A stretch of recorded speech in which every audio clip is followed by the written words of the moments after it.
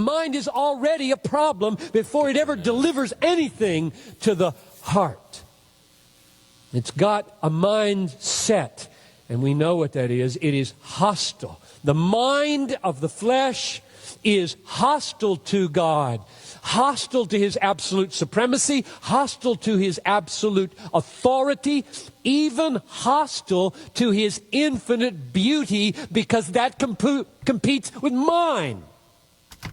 Yeah, see, that's the main argument, right? We do this when we think we become God and put God elsewhere, or use God to be what we want Him to be and form Him and fit Him into a certain mode. So we can't, a lot of people use the, trust your gut, trust your feelings, but really, you got to line everything with the truth, because we're always at opposition to the other side until there's a change, and then we become more so-called free.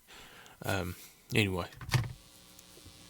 And I want to like what I see in the mirror best. I want to like what I make better than what God makes and better than God. My mind is tilted, bent, has a demeanor, has a viewpoint, has a mindset away from God, hostile to God, embracing alternative things. That's what we saw last week in chapter 1, verse 28. They did not approve of having God in their knowledge, and therefore He gave them up to a base, depraved mind. So he's in Romans 1, I think. The mind considered the possibility that God might be glorious, God might be authoritative, God might be good, God might be wise, God might have absolute rights over me, and there rose up in the mind, no, I will not live that way. I will not yield to that.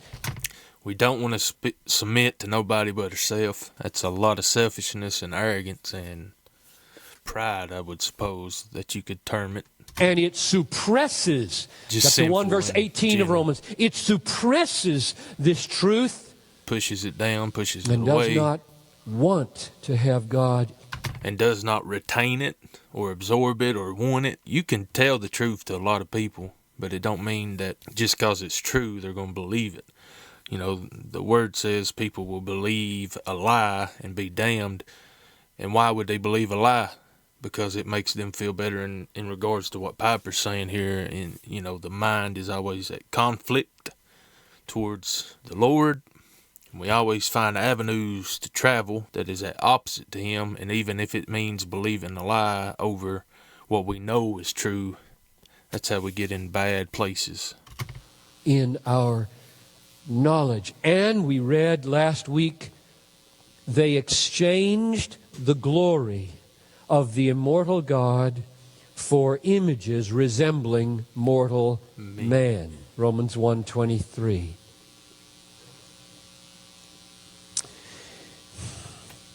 That's a big pause for a reason, I don't think he intentionally did that, but when you pause, it's the weight settles, especially with Piper, because he's normally so high energy. This is today's front page. Do we even have newspapers now? From the Minneapolis Star-Tribune. Every time the Olympics gets going, I'm all ears. You know why? It's about as close as you get to worship in a secular culture. And the language becomes religious. Sometimes people will say, Piper, you're always talking about the glory of God. Glory of God. Don't you know, nobody knows what you're talking about. That's a religious word. If it's a religious word, why is it in the headline on the front page of the Minneapolis Star-Tribune? If nobody knows what the word glory means, why is it on the front page of the newspaper? Opener ablaze in glory. That's my language. That's my language. Because everybody does know what glory is. I didn't watch it, but I saw that picture right there. That's pretty impressive. A lot of firecrackers. You know what I watched? Hurricane Charlie. And that's a lot of glory, yeah. Do any comparing? You're out, Athens.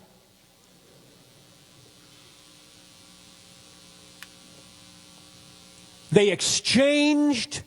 That's a good way of contextualization of scriptures with the culture, right? So he pulled out the Olympics, which for a lot of people when it hits, that's the main focus for a long time, and everybody dives into it, and he's like, why are you worried and glorifying that as this big spectacle while there's like these hurricanes with so much power that can do so much destruction?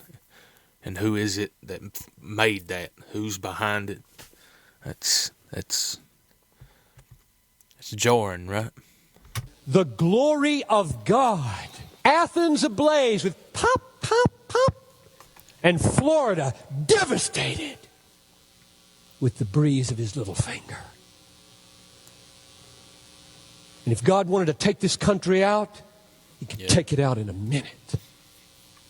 And we're so impressed with man-made achievements, especially our own. 100-yard dash or a swim. Now mark this. I love to watch the Olympics. I have my favorites. Gymnastics is as good as it gets.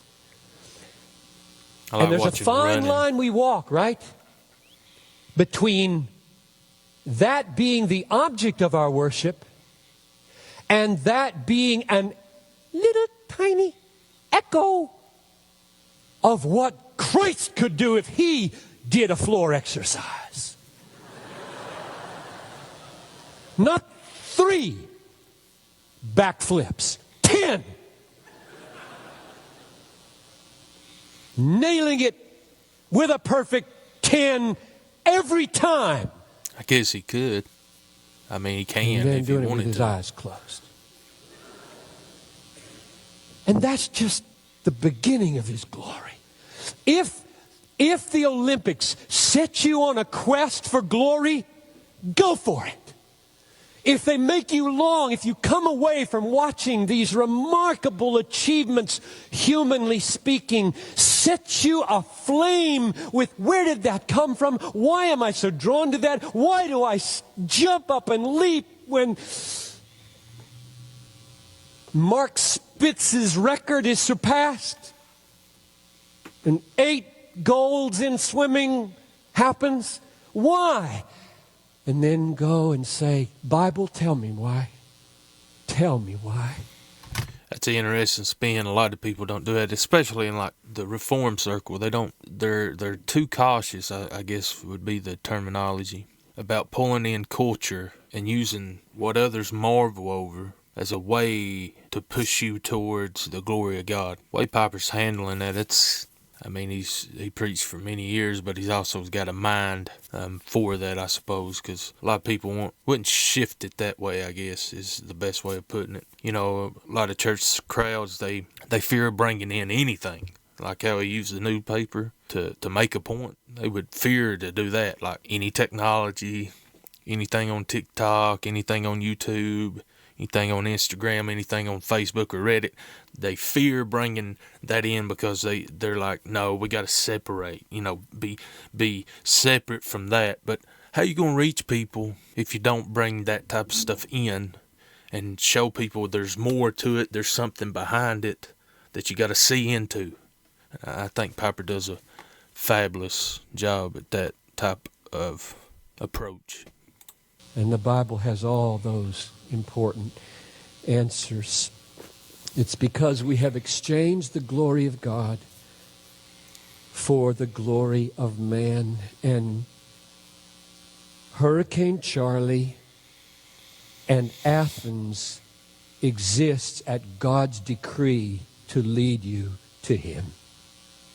I wasn't expecting that.